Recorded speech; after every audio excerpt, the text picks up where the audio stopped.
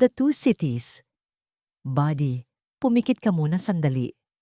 Isipin mo ang dalawang lungsod na puno ng buhay. Masagana ang lupa. Maraming tao, maraming bahay, maraming pangarap. Sa paningin ng tao, parang perpektong lugar para manirahan.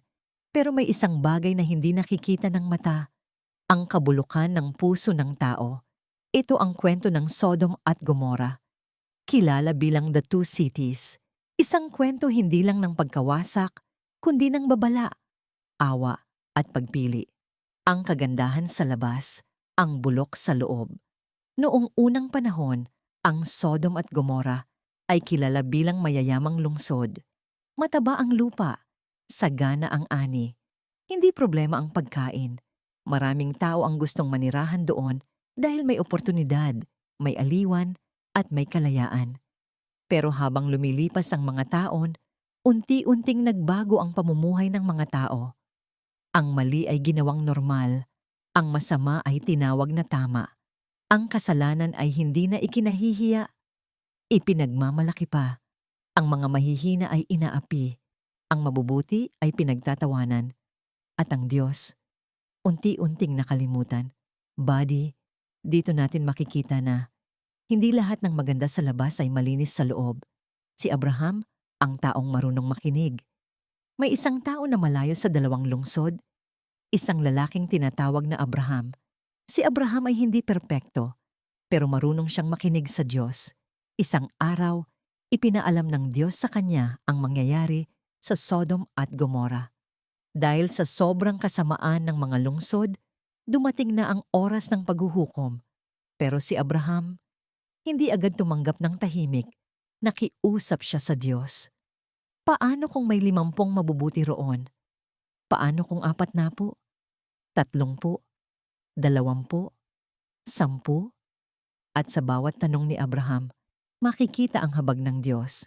Handa siyang patawarin ang buong lungsod kung may matitira man lang na matuwid. Buddy, napakalinaw ng mensahe rito. Hindi agad ang parusa ang gusto ng Diyos, kundi ang pagsisisi ng tao. Si Lot, ang taong namumuhay sa loob ng kasamaan. May kamag-anak si Abraham na nakatira mismo sa Sodom. Si Lot. Hindi masamang tao si Lot, pero pinili niyang manirahan sa maling lugar. Isang gabi, may dumating na 2 panauhin sa lungsod. Pinatuloy sila ni Lot sa kanyang bahay. Hindi niya alam, mga anghel pala sila na isinugo ng Diyos.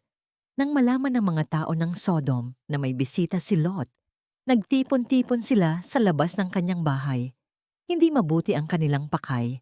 Dito malinaw na ipinakita kung gaano nakalalim ang kasamaan ng lungsod.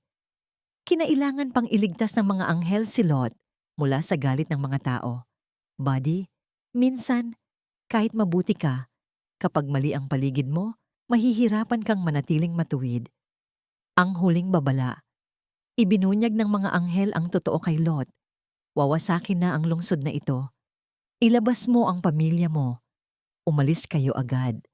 At wag na huwag kayong lilingon. Nagmadali si Lot. Sinubukan niyang balaan ng iba niyang kamag-anak. Pero tinawanan siya. Hindi naniwala. Akala nila, biro lang. Buddy, ito ang masakit na katotohanan. Kapag matagal nang nasanay ang tao sa kasalanan, ang babala ay nagmumukhang katawa-tawa. Ang paglikas at ang desisyon. Habang sumisikat ang araw, hinila ng mga anghel sina Lot palabas ng lungsod. Kasama niya ang kanyang asawa at 2 anak. Ang utos ay malinaw. Tumakbo kayo. Huwag kayong titigil. Huwag kayong lilingon.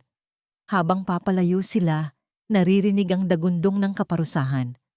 Apoy at asupre ang bumagsak mula sa langit. Pero sa gitna ng pagtakbo, may isang hindi nakatiis. Lumingon ang asawa ni Lot. Sa isang iglap, siya ay naging haliging asin. Hindi dahil sa simpleng paglingon, kundi dahil sa pusong naiwan pa rin sa lumang buhay. Ang ganap na pagkawasak, ang Sodom at Gomorrah ay tuluyang naglaho. Walang naiwan, kundi abo at alaala. Lahat ng itinayo sa kasamaan ay hindi nagtagal. Buddy, malinaw ang mensahe. Anumang lipunang itinayo sa kasalanan, kahit gaano pa kayaman, ay babagsak.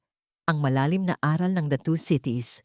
Buddy, ang kwentong ito ay hindi lang tungkol sa dalawang lungsod. Ito ay tungkol sa dalawang uri ng puso. Pusong ayaw magbago. Pusong handang sumunod. Tungkol ito sa dalawang desisyon. Manatili sa kasalanan o tumakas habang may pagkakataon. At tungkol ito sa dalawang babala. May hangganan ng pagtitiis. Pero laging may awa bago ang wakas. Buddy, ang tanong na ngayon ay hindi na, nasaan ang Sodom at Gomora? Ang tanong ay, kapag dumating ang babala, makikinig ba tayo? Kapag oras ng umalis, bibitaw ba tayo?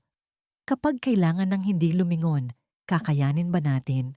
Dahil minsan, ang kaligtasan ay nasa pagsunod, hindi sa pagtingin sa likod. Thank you for watching. Please like and subscribe.